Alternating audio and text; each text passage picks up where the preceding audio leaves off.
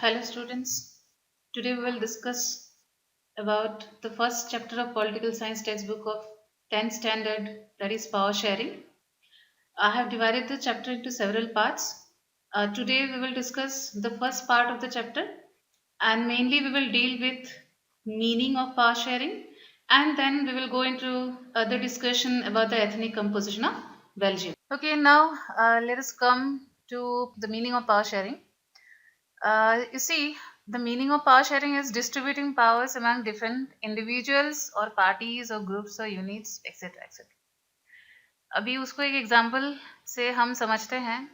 आप लोगों ने क्लास 9th में एक चैप्टर पढ़ा था सिविक्स में, दैट मीन्स पॉलिटिकल साइंस में, वर्किंग ऑफ इंस्टीट्यूशंस.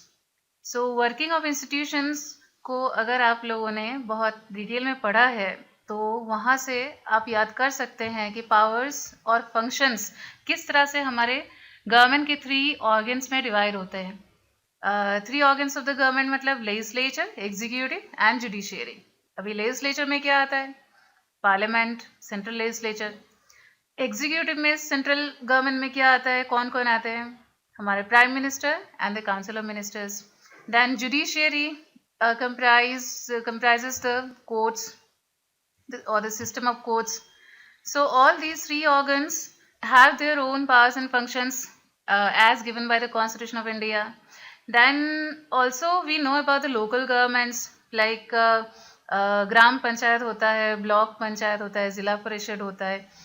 उसके साथ साथ इवन सिटीज़ के लिए भी डिफरेंट लोकल गवर्नमेंट्स हैं, जैसे म्यूनसिपल कॉर्पोरेशन होते हैं जिसको महानगर पालिका बोलते हैं, बड़े सिटीज़ के लिए होते हैं, जबकि म्यूनसिपलिटीज़ होते हैं, नगर पालिका बोला जाता है, जो स्मॉल टाउन्स के लिए होते हैं. तो हम देख सकते हैं कि इस तरह से पावर का डिस्ट्रीब्यूशन जो है वो बहुत सारे डिफरेंट यूनिट्स में डिवाइड हो जाता है, और वो हम हमारे इंडिया के एग्जाम्पल से ही समझ सकते हैं. तो उसके साथ साथ दूसरा मतलब क्या है पावर शेयरिंग का, कि पावर किसी एक हाथ में या किसी स्मॉल ग्रुप ऑफ पीपल के हाथ में कंसंट्रेट नहीं होना चाहिए. पावर को जितना ज़्यादा हो सके ग्रास रूट लेवल तक उसका डिस्ट्रीब्यूशन होना ज़रूरी है, और ये डेमोक्रेसीज के लिए बहुत बड़ी फीचर है, बहुत एसेंशियल फीचर है, क्योंकि पावर शेयरिंग के बिना डेमोक्रेसी कभी डेमोक्रेसी रह ही नहीं सकती. तो चलिए हम अभी आते हैं बेल्जियम और श्रीलंका के बीच एक कंपैरिजन में. अभी बेल्जियम है एक यूरोपियन कंट्री, बहुत ही छोटी सी कंट्री है. श्रीलंका भी एक छोटी कंट्री है, लेकिन ये दोनों कंट्री जो है 2 डिफरेंट कॉन्टिनेंट से बिलोंग करते हैं. Belgium belongs to Europe and Sri Lanka, as all we know, it's a neighbouring country of India. it's an island country. Now there is a chart to compare Belgium with Sri Lanka. Now you see, the land area of Belgium is 30,689 square kilometer. Even it is said that it is even smaller than our state of Haryana. Haryana एक छोटे से state है हमारे India में, जो हरियाणा के land area से भी बेल्जियम के लैंड एरिया बहुत कम है. नेक्स्ट हम श्रीलंका के लैंड एरिया देखते हैं, तो ये है 65,610, जो बेल्जियम से डबल से भी थोड़ा ज़्यादा है. तो Sri Lanka is even according to land area, Sri Lanka is larger than Belgium. Population के बारे में हम जब देखते हैं तो बेल्जियम में 1 करोड़ से थोड़ा सा ज़्यादा पॉपुलेशन है. फिर से एक कंपैरिजन दिया है हरियाणा के साथ बेल्जियम का, जो बेल्जियम के इवन पॉपुलेशन भी हरियाणा के पॉपुलेशन के ऑलमोस्ट हाफ है. दैट मीन्स हरियाणा में भी हमारे 2 करोड़ जैसे पॉपुलेशन है, लेकिन श्रीलंका का पॉपुलेशन जो 2017 के हिसाब से 2.14 करोड़ है. तो श्रीलंका के पॉपुलेशन भी बेल्जियम के कंपैरिजन में ज़्यादा है. लेकिन एज कंट्रीज देखा जाए तो दोनों ही स्मॉल कंट्रीज में ही आते हैं. जबकि हम एथनिक कंपोजिशन देखते हैं तो दोनों कंट्रीज के एथनिक कंपोजिशन बहुत कॉम्प्लेक्स हैं. अब ये एथनिक जो वर्ड है उसका मीनिंग आपको समझना चाहिए. पहली बात है कि एथनिक का मीनिंग है कि social divisions based on shared culture.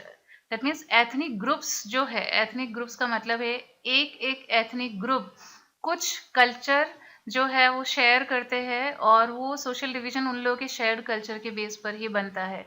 जैसे हमारे इंडिया तो बहुत सारे डिफरेंट एथनिक ग्रुप्स का लैंड है, इसमें different groups of people different culture share करते हैं. तो हर एक ग्रुप जो कोई कॉमन कल्चर शेयर करते हैं उसको एक पर्टिकुलर एथनिक ग्रुप बोला जाता है। तो बेल्जियम में भी एथनिक ग्रुप्स काफ़ी हैं और श्रीलंका में भी एथनिक ग्रुप काफ़ी सारे। नेक्स्ट हम आते हैं बेल्जियम के नेबरिंग कंट्रीज में। ये बेल्जियम का मैप है और यहाँ हम देख सकते हैं कि बेल्जियम के नॉर्थ एंड नॉर्थ ईस्ट में द नीदरलैंड्स है। जर्मनी जो है वो बॉर्डर कर रहे हैं ईस्ट में, लग्जमबर्ग है वो साउथ ईस्ट में, और फ्रांस उसको बॉर्डर करते हैं वेस्ट और साउथ वेस्ट में। तो मतलब ये 4 कंट्रीज हैं, फ्रांस है, नीदरलैंड्स है, जर्मनी है, लग्जमबर्ग है। These are the countries which border Belgium. Then we come to a chart which tells about the ethnic composition of Belgium. जैसे हमारे इंडिया में बहुत सारे लिंग्विस्टिक ग्रुप्स हैं।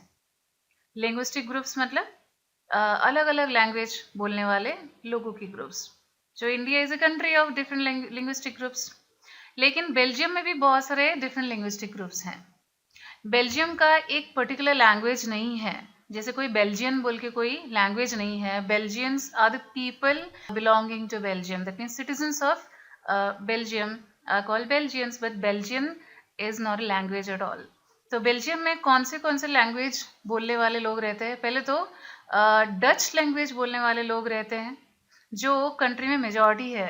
कंट्री के 59% पीपल डच लैंग्वेज बोलते हैं, और ये डच लैंग्वेज बोलने वाले लोग जो है वो फ्लेमिश रीजन से बिलोंग करते हैं। फ्लेमिश रीजन, ठीक है। ये जो रीजन है, ये रीजन को बॉर्डर करते हैं द नीदरलैंड्स। एज मुझे नहीं पता आप लोगों को पता है कि नहीं, क्योंकि नीदरलैंड्स के जो लैंग्वेज है वो है Dutch. Now we come to the other linguistic group, that is the group of French speakers. अभी French speakers जो है वो वलोनिया रीजन में रहते हैं, जो पूरे टोटल पॉपुलेशन का 40% है, ठीक है। तो डच स्पीकर्स 59% है, फ्रेंच स्पीकर्स 40% हैं, और रही बात बाकी जो 1% पीपल के हैं वो जर्मन स्पीकर्स हैं, जो ईस्ट कैंटन्स बोल के एरिया में रहते हैं। और ये जो एरिया है ईस्ट कैंटन्स वो जर्मनी से बॉर्डर किए हुए एरिया है, ठीक है, जर्मनी के पास वाले एरिया है। Then we come to Brussels. Brussels is the capital city of Belgium. अभी ब्रसेल्स का जो लिंग्विस्टिक कंपोजिशन है वो नेशनल लिंग्विस्टिक कंपोजिशन का थोड़ा उल्टा है। इसमें डच लैंग्वेज बोलने वाले लोग 20% ही रहते हैं, लेकिन फ्रेंच लैंग्वेज बोलने वाले लोग 80% रहते हैं। तो देखो अभी नेशनल जो मेजॉरिटी है, लिंग्विस्टिक मेजॉरिटी, वो डच स्पीकर्स हैं, लेकिन कैपिटल में वो लोग 20% ही हैं, जबकि फ्रेंच स्पीकर्स माइनॉरिटी में आते हैं, सिर्फ 40% हैं टोटल पॉपुलेशन के, जबकि ब्राजील्स में वो लोग 80% रहते हैं। तो इसी से ही प्रॉब्लम स्टार्ट हुआ। नेक्स्ट जो है, फिर से हम मैप में देख लेते हैं कि कौन से एरिया में कौन से लिंग्विस्टिक ग्रुप रहते हैं। तो ये रहा फ्लेमिश रीजन, जो डच स्पीकर्स रहते हैं। 59% पीपल जो है इसी एरिया से बिलोंग करते हैं, ये जो येलो शेड दिया हुआ है। फिर फ्रेंच बोलने वाले लोग जो 40% है वोलोनिया रीजन में रहते हैं, ये रेड से मार्क किया हुआ है पूरा जो एरिया है। और ये छोटा सा एक एरिया है जर्मनी ने जिसको बॉर्डर किया है, तो वो है ईस्ट कैंटन्स, ये एरो मार्क से दिखाया हुआ है। वहाँ सिर्फ 1% जर्मन स्पीकर्स रहते हैं। ओके, तो ये 3 languages, Dutch language, French language and German language, ये 3 लैंग्वेज बोलने वाले लोग बेल्जियम में रहते हैं। और ये रहा ब्रसेल्स, ये कैपिटल सिटी है। और यहाँ कौन से लिंग्विस्टिक ग्रुप्स रहते हैं? 80% फ्रेंच स्पीकर्स रहते हैं, जबकि 20% डच स्पीकर्स रहते हैं। Got it? ओके, यहाँ हम देखते हैं कि ये दोनों जो बड़े बड़े लिंग्विस्टिक ग्रुप्स थे, Dutch speakers and French speakers, ये दोनों में क्या ट्रबल था। पहले हम जाते हैं फ्रेंच स्पीकर्स, जो ब्राजील्स में मेजॉरिटी हैं। तो ये लोग बहुत रिच हैं और ये लोग पावरफुल रहे हैं हमेशा। डच स्पीकर से वो लोग रिचर हैं और मोर पावरफुल हैं, जबकि डच स्पीकर्स जो है they had some resentment with the government because they got educational and economic opportunities later. मतलब फ्रेंच स्पीकर से बाद में मिला उन लोगों को एजुकेशनल और इकोनॉमिक अपॉर्चुनिटीज। तो ये बात से डच स्पीकर्स काफ़ी गुस्सा थे and there lies a problem between these two linguistic groups, जिसके वजह क्या हुआ कि ये दोनों लिंग्विस्टिक ग्रुप में प्रॉब्लम आने लगे। और ये जो प्रॉब्लम है वो 1950s और 1960s में बहुत ज़्यादा बढ़ने लगे। ये दोनों linguistic communities, Dutch speakers and French speakers, दोनों कम्युनिटीज के बीच बहुत बड़ा टेंशन खड़ा हो गया। नेक्स्ट बात क्या है कि ये टेंशन जो है वो ब्राज़ील्स में ज़्यादा एक्यूट था। क्यों एक्यूट था? क्योंकि ब्राज़ील्स कैपिटल है और ऊपर से नेशनल मेजॉरिटी डच स्पीकर्स वहाँ माइनॉरिटी थे, क्योंकि नेशनल मेजॉरिटी मतलब 59% डच स्पीकर थे पूरे कंट्री में, जबकि ब्राज़ील्स में वो लोग 20% ही थे। फ्रेंच स्पीकर्स जो पूरे कंट्री में से 40% थे, वो ब्राज़ील्स में 80% थे। तो ब्राज़ील्स में क्या हुआ, ब्राज़ील्स प्रेजेंटेड अ स्पेशल प्रॉब्लम। ये प्रॉब्लम वही था जो मैं आप बोल चुकी हूँ आप लोगों को। The Dutch speaking people constituted the majority in the country but a minority in the capital. तो ये जो है प्रॉब्लम खड़ी हुई ये दोनों लिंग्विस्टिक कम्युनिटी के बीच, जिसकी वजह से काफ़ी हद तक बेल्जियम में ट्रबल खड़ा हुआ था। I hope that you have understood the ethnic composition of Belgium, its linguistic diversities also. In my next video, I will share the ethnic complexity in Sri Lanka. And till then, keep studying, keep revising. Thank you very much.